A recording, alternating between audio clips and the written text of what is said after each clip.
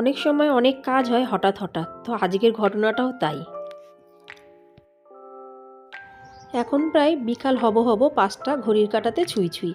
তা ভাবলাম যে ঘরের থেকে যখন বেরাতে হবে তাতে সন্ধ্যাবাতিটা লাগিয়ে যাই, নাহলে ঘরে আস্তে আস্তে যে কটা রাত হবে তার তো কোনো ঠিক ঠিকানা নেই, কারণ আমরা তো কোনো সময় একটা কাজ নিয়ে বেরাই না, যখন বেরাই অনেকগুলো কাজ নিয়ে বেরাই। নমস্কার আমার প্রিয় ইউটিউব পরিবার, তোমরা সবাই কেমন আছো? আশা করছি তোমরা সবাই অনেক ভালো আছো, সুস্থ আছো, আমিও ভালো আছি। আমি সুপ্রিয়া, আমি তোমাদের সবাইকে আমন্ত্রণ জানাই নাসিকের ঘর কন্যার একটি নতুন ব্লগে। যে আমার ব্লগটি দেখছো, আশা করছি তোমরাও সবাই অনেক ভালো আছো। এখন যাচ্ছি একটু বাইরে, কিছু কিছু দরকারি কাজ আছে, মানে কাজটা করতেই হবে, এমন না যে ছেড়ে দিলে হবে। তা চলো কী কী কাজ আছে সেগুলো তোমরাও একটু দেখে নাও। বেশ কিন্তু ঠান্ডা কমে গেছে, ওই জন্য আজকে সোয়েটার নিলাম না, মানে তোমরা ভালোই জানো সোয়েটার নিয়ে আমি ইদানিং সবসময় বেরাই, ওই জন্য সোয়েটার পরিনি, সোয়েটার নিয়েও নি।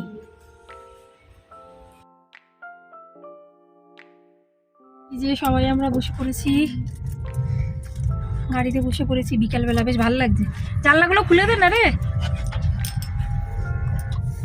দেখো।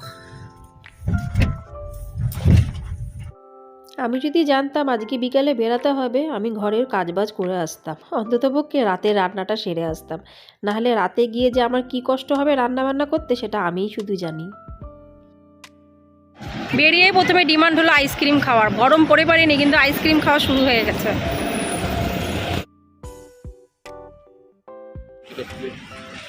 কোনটা খাবো?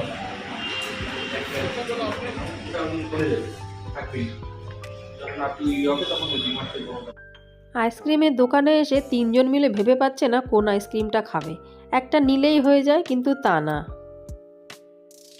আমি যেখানেই যাই ওই একই ফ্লেভারেরই আইসক্রিম খাই, অন্য আইসক্রিম আমার তো অতটা ভালোই লাগে না। বেশ খানিকক্ষণ দেখাশোনা করার পরে আইসক্রিম নেওয়া হলো, আমার জন্যও নিচ্ছিল একটা, আমি বললাম নিও না, খাবো না, কিন্তু কর্তামশাই জোর করে আমার জন্য একটা আইসক্রিম নিয়েই নিল।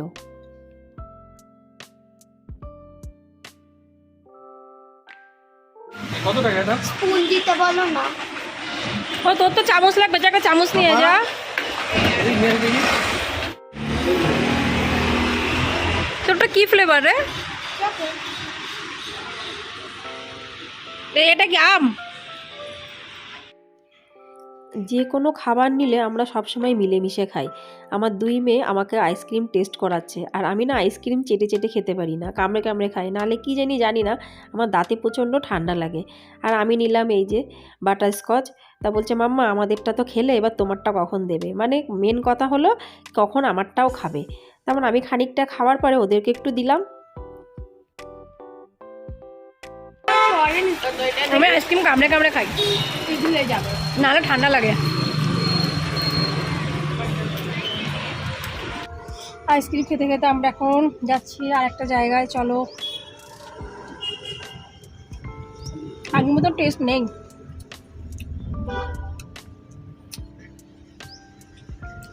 আমাদেরটা বেশি দাম বলে আমরা একটা করে পেয়েছি, টিয়ার আইসক্রিমের দাম কম বলে ও 2টো আইসক্রিম পেয়েছে, তাই না? দেখার একটা কি পেয়েছিস, আর একটা কাপ। সহজে ঘরের থেকে বেরাই না, কিন্তু যেদিন ঘরের থেকে বেরাই অনেক কাজ নিয়ে, আর অনেক খাওয়া দাওয়াও কিন্তু হয়, কাজও হচ্ছে মাঝে মাঝে, কিন্তু খাওয়া দাওয়াও চলছে। অবশেষে দ্বিতীয় কাজটি করার জন্য চলে আসলাম। কাল স্কুলে শিবাজি জয়ন্তী পালন হবে, তো সেখানে বেশিরভাগ প্রায় সব বাচ্চারাই মারাঠি স্টাইলে ড্রেস পরবে, সাজবে গুজবে, নাচ গান হবে। তা আমরাও ড্রেস রেন্টে নিতে এসেছি, কেনা তো সম্ভব না সবসময়, বিভিন্ন অনুষ্ঠানে রেন্টে নেওয়াটা হয়ে যায়, আর বেশি দামও পড়ে না, তার মধ্যে জুয়েলারিরও আছে। এইখানে অন্য অন্য দোকানের থেকে অনেক কম দামে ড্রেস পাওয়া যায়। এটা অনেক বড় হয়ে যাবে মনে হচ্ছে। এইগুলো কিন্তু সবাই রেন্টে নেয়, আমরাও রেন্টেই নিচ্ছি, এখানে কিন্তু কোনো কেনার জিনিস না, 200 টাকা করে যে কোনো ড্রেস, তার সাথে জুয়েলারিও পাওয়া যাবে। আর জিনিসগুলো মানে জামা কাপড়গুলোও কিন্তু বেশ ভালো আর অনেক কালারফুল, আমরা বারবার এখানেই আসি এই দিদির কাছ থেকে নিতে। আর সব থেকে বড় কথা, এই দিদিটার ব্যবহার কিন্তু খুবই ভালো, নিজের ইচ্ছা মতন মনের মতন নেওয়া যায়। আস্তে আস্তে করে ভিড় এত পরিমাণে বেড়ে যাচ্ছে, নিজেরাই দেখে নাও। কালকে শিবাজি জয়ন্তী, ছোট ছোট বাচ্চারাও কি সুন্দর শিবাজির ড্রেস নিচ্ছে দেখো, বেশ ভালো লাগছে কিন্তু দেখতে। মানে স্কুলে এটা প্রত্যেকের স্কুলে এই ফাংশানটা হবে, আর বেশিরভাগ বাচ্চারা এতে অংশগ্রহণ করেই থাকে। লাস্টে আমার বড় মেয়েরও নেওয়া হয়ে গেল, আমার ছোটো মেয়েরও ড্রেস কিন্তু নেওয়া হয়ে গেল। এবার বাকি থাকলো শুধুই কসমেটিক্স। তা জুয়েলারির মধ্যে কিন্তু অনেক কিছুই আছে, যে যেটা নিতে পারে। এমন না যে আমরা এটা পছন্দ করব ওটা দেবে না, তা কিন্তু না। আমার যদি ইচ্ছা হয় যে জিনিসগুলো আমি কিন্তু সেটা নিতে পারি, তার জন্য কোনো এক্সট্রা চার্জ কিন্তু লাগে না।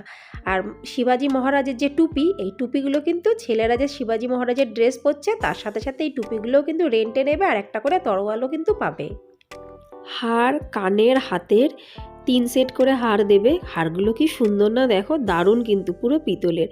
একটা করে বড় হার, আর একটা করে মানে মিডিলে পরার হার, একটা করে একদম গলার উপরে পরার হার। 3টে করে হার থাকবে, চুড়ি থাকবে, কানের থাকবে, টিকলি থাকবে, আর এক্সট্রা বাজুবন আরও কিছু বলে সেগুলোও নিতে পারে।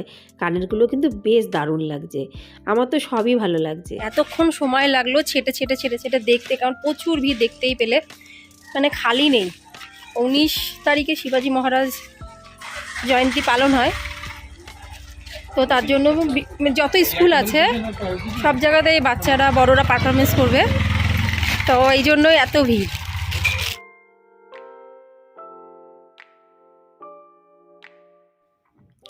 ঘরের থেকে বেরানো পর্যন্ত আমি জানতাম না যে আমরা এখন যাব গ্রসারি নিতে। এটাও হঠাৎ করে হলো, কারণ এই মাসে তো গ্রসারি এখনও তোলা হয়নি। তা আমাকে বলছে গ্রসারি কি লাগবে, আমি বললাম কি বলো, গ্রসারি তো লাগবে। বলে তাহলে আজকেই চলো, অন্যদিন কিন্তু আমার হাতে সময় নেই, আমি আর পারবো না। কোনো দিক চিন্তা না করে চলে আসলাম গ্রসারি নিতে। এখন আমরা আসলাম গ্রসারি নিতে। এই দেখো ডিমার্টে চলে এসেছি। ডিমার্ট অনেক আছে নাসিকে, অনেক ব্রাঞ্চেস আছে, আর গ্রসারিটা ভালো পাওয়া যায়। অন্য জিনিস একটু দাম হয় বেশি, সব থেকে বড় কথা ফ্রেশ পাওয়া যায়। আমি মনে মনে ভাবছি একটাও তো ব্যাগপত্র আনিনি, গ্রসারিটা নেব কিসে। এখানে আসার সাথে সাথে যে যার মতন দরকারি জিনিসপত্র নিতে লেগে গেছে। আর এই দেখো আমার ছোট্ট মেয়েটি কি তুললো, চকোস। এই ফতুয়া তো এক গাদা আছে ঘরে। ওই ট্র্যাক প্যান্ট যেটা তুই পরে পরে যাস বুনুরটা নিয়ে, সেরকম দেখ। ঠিক আছে মোটামুটি, অন্যটা দেখা দেখি। হ্যাঁ, দিয়া বার্থডের জন্যই দিচ্ছে 2টো প্যান্ট 2টো টপ। এই ট্র্যাক প্যান্টটা ঠিক আছে তোর, ধর টপটা ধর দেখি। ঠিক আছে মোটামুটি। ছোট মেয়ে কোনো জামা নেবে না, সে নেবে চশমা। আমাকে নিয়ে টানতে টানতে চলে আসলো, বললো দেখো মাম্মা, এর মধ্যে আমি চশমাগুলো পরছি, কোনটা আমার ভালো লাগছে। এক একটা চশমার দাম 50 টাকা। ঘরে কিন্তু অলরেডি 2টো চশমা আছে। চশমা দেখার পরে আমি ওকে বুঝালাম যে এখন চশমা নিতে হবে না। বলে তাহলে আমাকে গিটার দাও। এই গিটারটার দাম 1000 টাকার উপরে। শুনে তো আমার মাথায় হাত।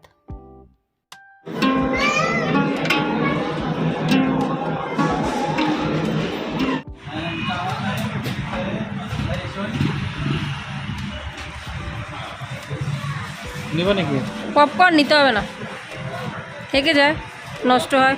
জানতাম না যে গ্রসারি নিতে আসবো, নাহলে লম্বা লিস্ট বানিয়ে নিয়ে আসতাম, ব্যাগ নিয়ে আসতাম। কিচ্ছু না, লিস্ট বানিয়েছি না কোনো ব্যাগ নিয়ে এসেছি।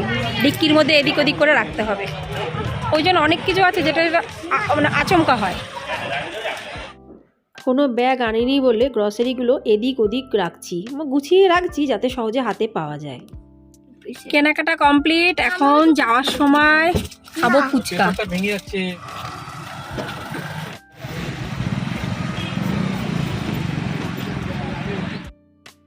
এক প্লেট ফুচকার দাম 25 টাকা। আমার কর্তামশাই গাড়ি থেকে নামিনি, বলছে আমি খাবো না, তোমরা খাও। আমরা 3 জন কোনো দিক না তাকিয়ে ফুচকা খেতে চলে আসলাম। ফুচকা খাওয়া শেষ, গাড়িতে আবার উঠে পড়েছি। এখন আমার মাথার মধ্যে চিন্তা হচ্ছে ঘরে গিয়ে প্রচুর কাজ, কি করব আর কি করব না। তুই এগুলো কি করবি এখন, এসব পুরো সাজাতে বসবি? বুনু খাবে তো এটা?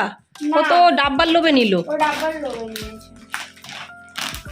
পারবি না, ইয়ে দিয়ে কাইটি দি কাট, কাইটি দি কাট, পারবি না। খাবে তো না এটা, এটা আছে সিপার।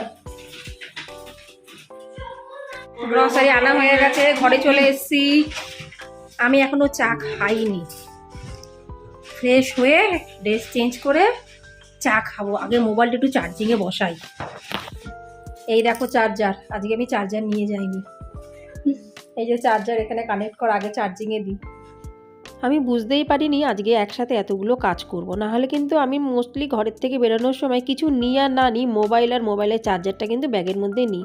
কিন্তু আমি তো ভেবেছিলাম যে তাড়াতাড়ি চলে আসবো, যতটুকু মোবাইলের চার্জ আছে হয়ে যাবে, কিন্তু তা না। একটা বড় শিক্ষা আবার আমার হয়ে গেল। এটা হয়েছিল আর একদিন, আর আজকে হলো দ্বিতীয় দিন। তো এই ভুলটা আমি আর জীবনেও করব না। কাছে হোক দূরে হোক যাই হোক না কেন, চার্জার আমি সবসময় নিয়েই বেরাবো। চা রেডি, দেখতেই পাচ্ছ। চা খেয়ে ভাবছিলাম রুটি করবো, কিন্তু রুটি করবো না, একবারে ভাত বসিয়ে দেবো, তাও কুকারে। আটা মেখে রাখবো কালকের জন্য। তো সকালে উঠে আমার আটা মাখা সম্ভবই হয় না, এটা অতি বাস্তব কথা। ওই সকালে উঠে আটা মাখতে আর পারি না, তখন এমনি চোখ খুলে না, তো আটা মাখবো কী করে। কিছুক্ষণ কাজ করতে করতে তারপরে একটু কাজের প্রতি এন্থু আসে, প্রথমে তো এইভাবে আসি।